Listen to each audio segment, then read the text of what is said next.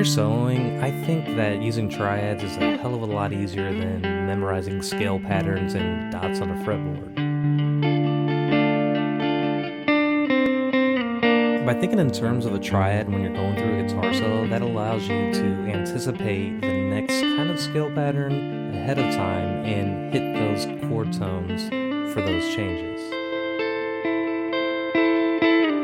So the same thing that I've been demonstrating recently in a major key, we're going to apply that right here in a minor key.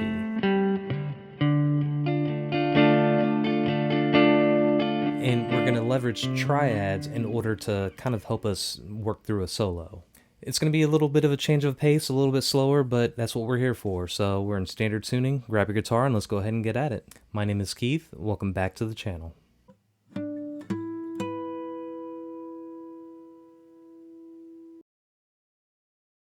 Alright, so I've recently put up a short that emphasized the importance of triads and memorizing certain triads up and down the fretboard. In particularly, I talked about the D-shaped triad. I'll go ahead and leave a link here, but here's the gist of it.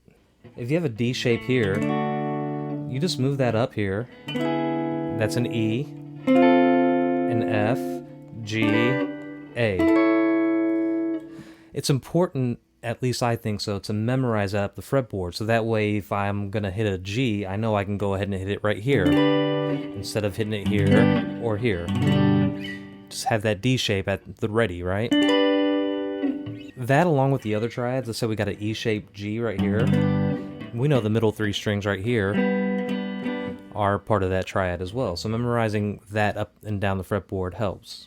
But we're not here to look at the major chords now. We're here to look at the minor chords and go through a minor progression. So let's kind of modify those major triads and turn them into minor, and then we'll put them together into kind of like a 1-4-5 progression and adding little solos in between.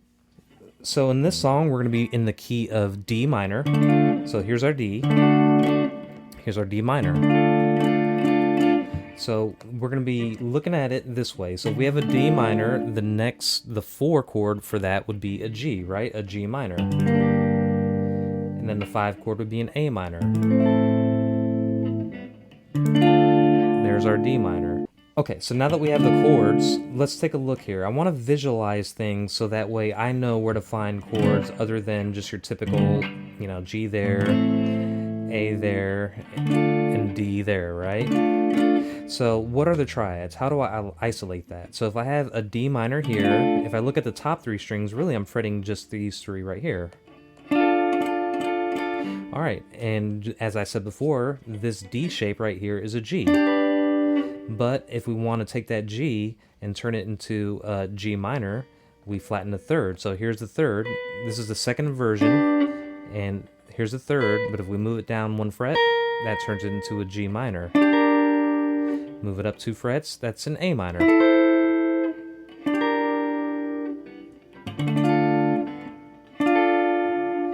So there's your 1-4-5 in that kind of triad form, but let's go a step further and turn that into a chord progression and kind of figure out a way to target in a 1-4-5 progression. So if we're starting right here, I like to establish right here, I'm playing the D, right? And then I gotta figure out a way to go from this D to a G minor, or I can go to this G minor. So if I'm starting off with that D,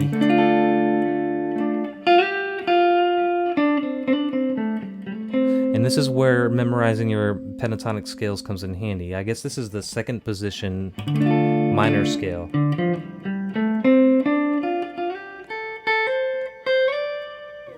So if we have that in play, we could do that way, or we could do the diagonal minor.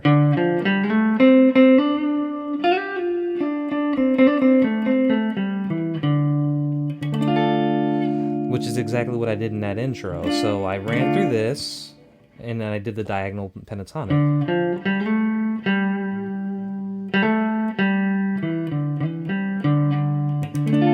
Now I need to find a way back to the 4 chord, right? That G there. I'm looking at that right there. That is part of this G minor triad there. So I'm targeting this guy right here.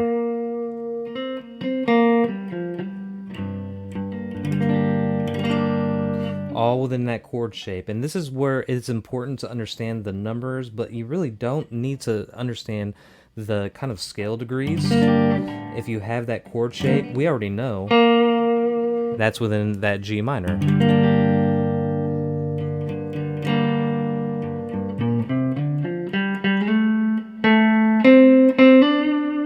And if I go back up to the D, this is an octave, right, of a D. So this is a D, and that's a D, and that moves us from that G minor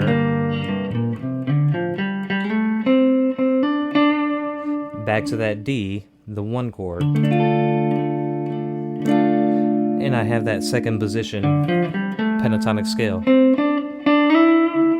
And we're hitting that 5 because remember, this is the second inversion of this triad. Remember, we have the flat third right here.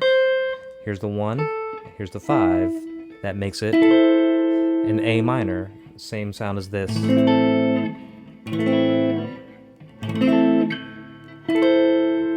Just different inversions. Then when I'm walking back down on bar 10 of that progression, I don't have to do the G up here. I can just target right here. And then I target the 1 chord right here for that D minor.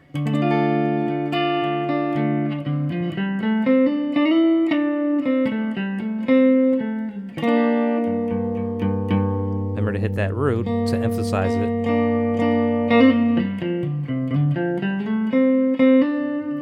The 1 of that 1 chord. This is exactly how I think that Guthrie Trapp kind of visualizes things, except he goes at faster than light speed when he does it. I go at turtle pace compared to him. But that's the whole point of this thing, is that I would like you to kind of take these chord shapes and think of them that way and make your solos based off of those triads. That's what he is doing. That's what I believe he's doing. And I think that's what a lot of other really good artists did. You had Jimi Hendrix, he targeted those triads and he went off of the pentatonic scales based off of that next chord and did those little embellishments within the chord. So it's not always 100% necessary to understand what exact scale degree you're going to hit for the next chord that's coming up. Just know that the note that you're going to hit is within that chord that's coming up, and then you play it. So if you could take things like that, isolate them down. So if I know that I have a D minor just like this, and then a G minor, A minor, or I can go backwards.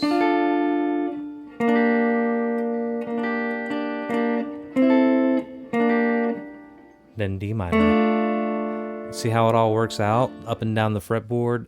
You kind of memorize those triads one time and then it'll stick in here, and just take it slow and think about it ahead of time and work your way to get faster and faster, and then eventually it'll click for you.